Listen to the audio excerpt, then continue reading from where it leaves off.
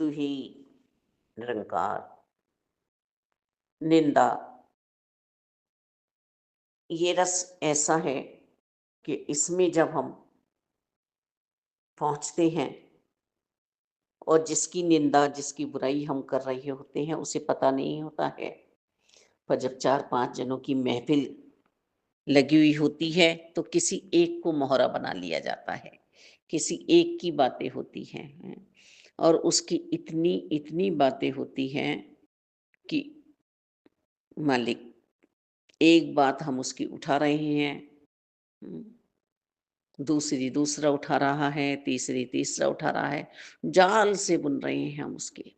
जबकि हमारा उससे कोई लेन-देन नहीं है।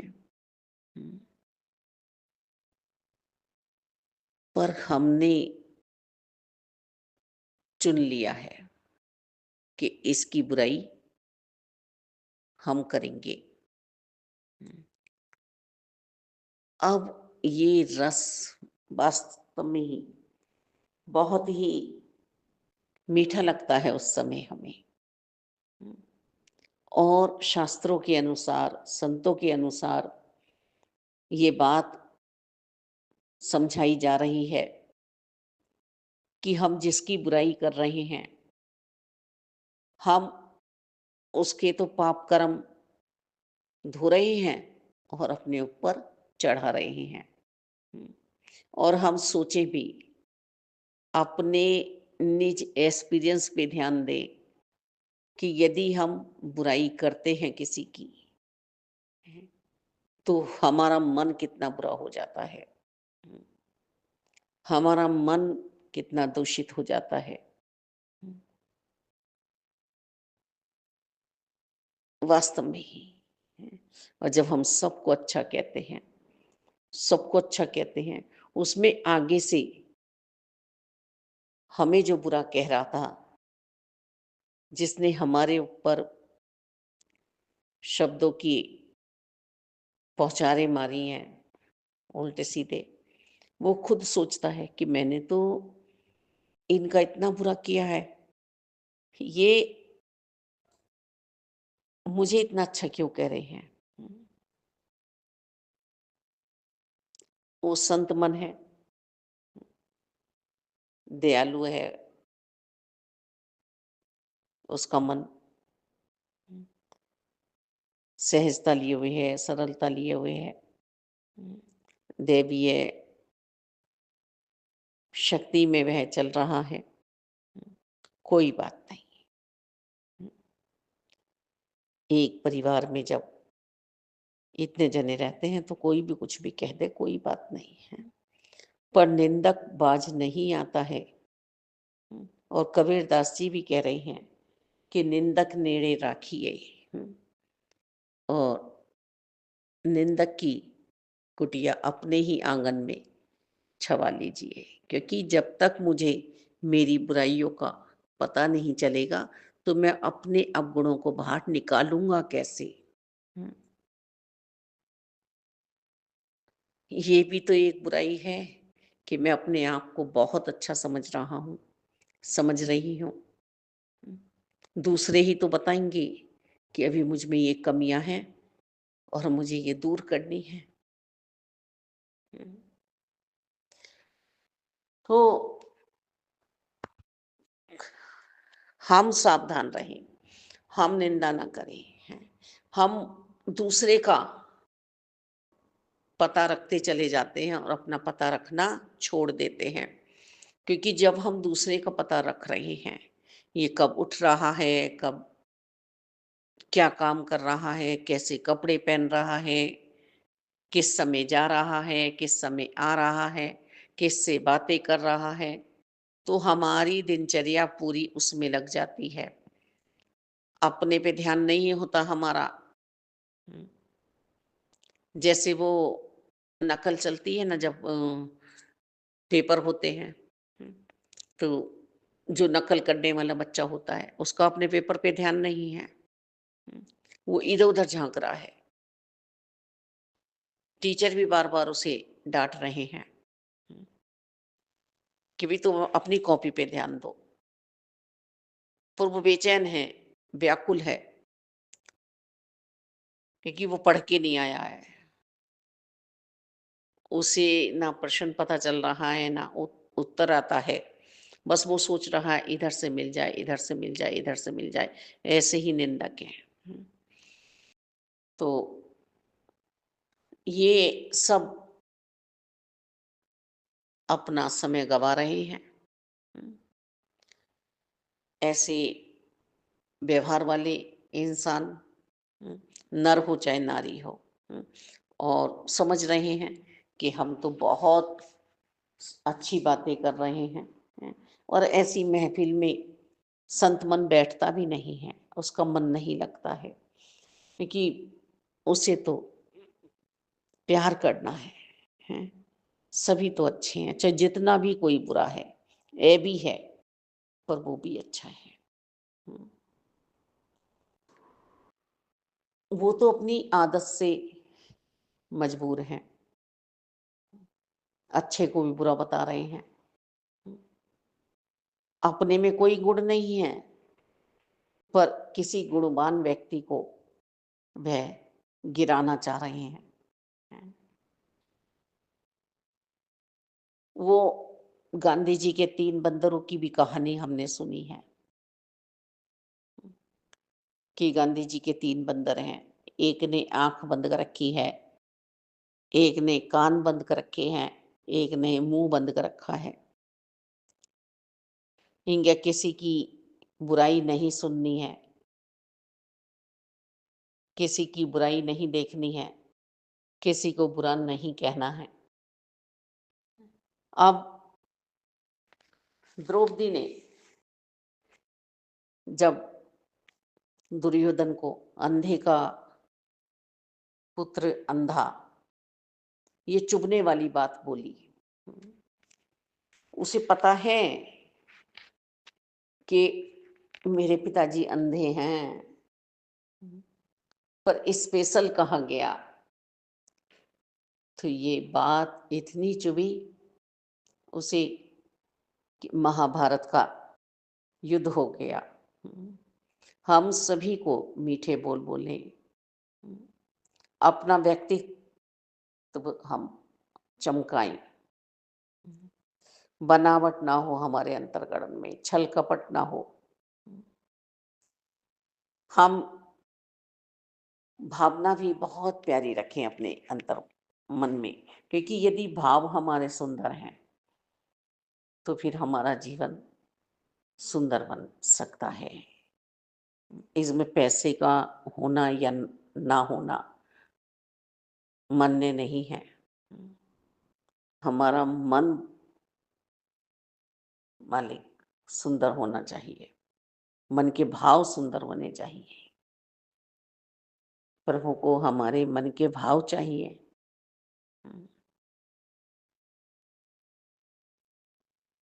जवान हमारी तीखी खंजर जैसी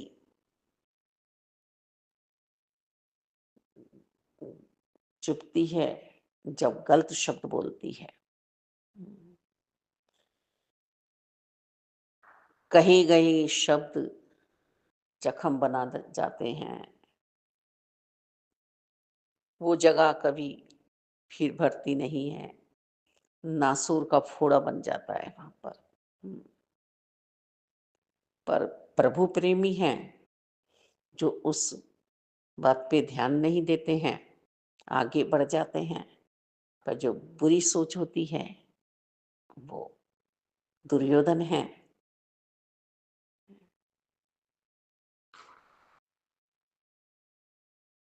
हम अपने मन को किस तरह से काबू में रखें, बात तो हम कर सकते हैं, वो भी अपनी,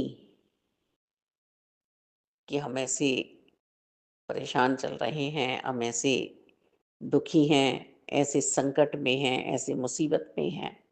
हम्म, पर निंदा अपनी बात बतानी नहीं है, निंदा वो है कि हम दूसरे की बातें उसको गिराने वाली कर रहे हैं। यही एक छोटा-सा एग्ज़ाम्पल हम लें कि कोई अच्छे कपड़े पहन के जा रहा है। 4 जने उसकी तारीफ़ करने लगे। 5 में ने तुरंत कह दिया क्या अच्छे पहने हैं। हुँ, कहाँ से अच्छे हैं? तुम अच्छा लग रहा था ये। उन 4 जनों ने भी उसमें कमी निकालनी शुरू कर दी। हाँ, नहीं ये बात तो तुम सही कह रहे हो भाई, ये बात तो बिल्कुल सही है। ये आदमी अच्छा कहाँ से है?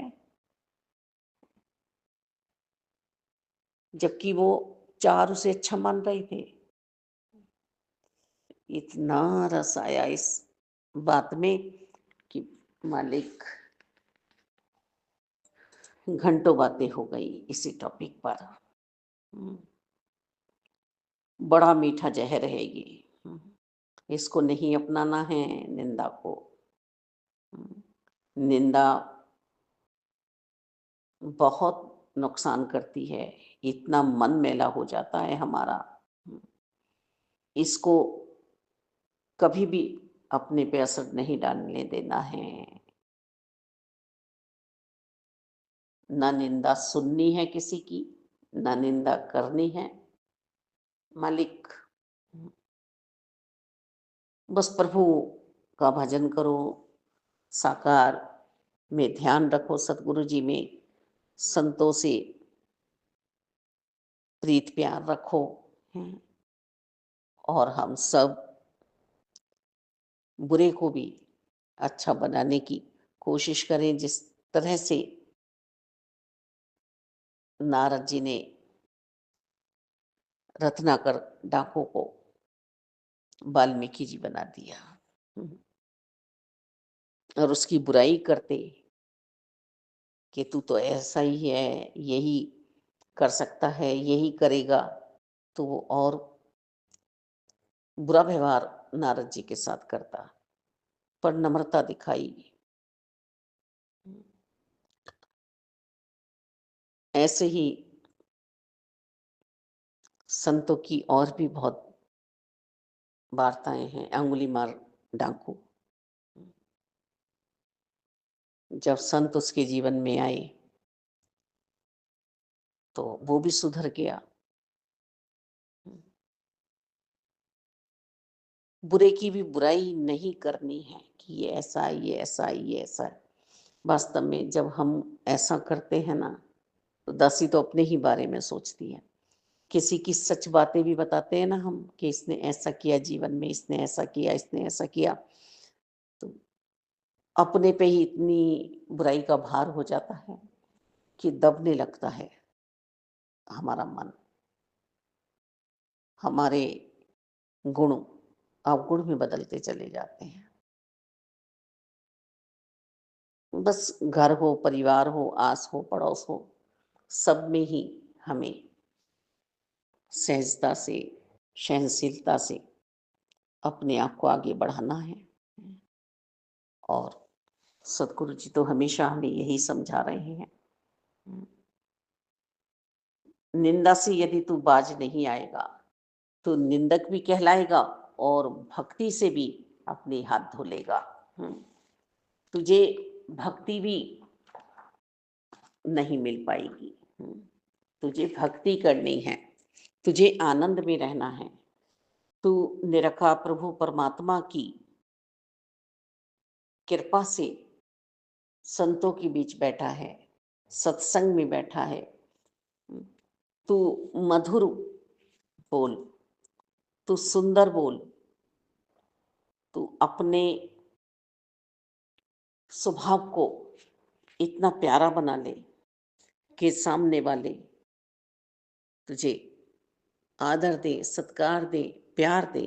हम्म, तू असंभव को भी संभव बना सकता है अपनी वाणी से, अपने स्वभाव से। हम्म, तो किसी के प्रति नफरत मत पाल। नफरत ही वो मीठा जहर है जो तुझे निंदक बना देता है। एक हम किसी की सहायता करने चल रहे हैं, मदद करने चल रहे हैं, अपने आप ही स्वयं ही फिर भी हम उसकी बुराइयाँ करने बैठ जाते हैं, जबकि उसने कुछ नहीं कहा। तो वास्तव में ही निंदा किसी बुरे व्यक्ति की नहीं होती है, अच्छे की होती है। हुँ, वही जो बुरा है, उसके लिए तो हम सच ही बोल रहे हैं ना, कि देखो शराब पीकर रोज़ शोर मचा रहा है, रोज़ लड़ रहा है, हैं? वहाँ तो सच है ना, निंदा तो संतों महात्माओं की जाती है, अच्छे व्यवहार वाले की जाती है। हुँ, और ये वो ही करते हैं जो खुद अवगुणों से भरे हुए होते हैं। यदि अपने आप को हल्का करना है, तो तुम इस पाप को अपने सिर पे मत लो। संत जी बताते हैं, समझाते हैं कि जो अच्छे लोगों की बुराई करते हैं, वो साबुन का काम कर रहे हैं, मैल हटा रहे हैं, अपने पुण्य खत्म कर रहे हैं। सदगुरु जी भी हमें कहते हैं कि हम सिमरन करते हैं, कमाते तो हम हैं एक सैकड़ों में और गवाते हैं हम हजारों में, लाखों में। उधारी चढ़ा लेते हैं अपने ऊपर। तो नहीं करना है ऐसा कर्म हमें, जो खुद हमें ही बर्बाद कर दे। हम्म, निंदा हमें ही उखाड़ फेंकती है, हमारी ही नींव हिला देती है, हम्म, हमारे ही मूल से हमें अलग कर देती है। तो रहमत करो, कृपा करो कि सभी खुशहाल रहें, सभी आनंद में रहें, सेवा सिमरन सत्संग करते हुए हमारी तोड़ निभ जाए। धन्यवाद जी।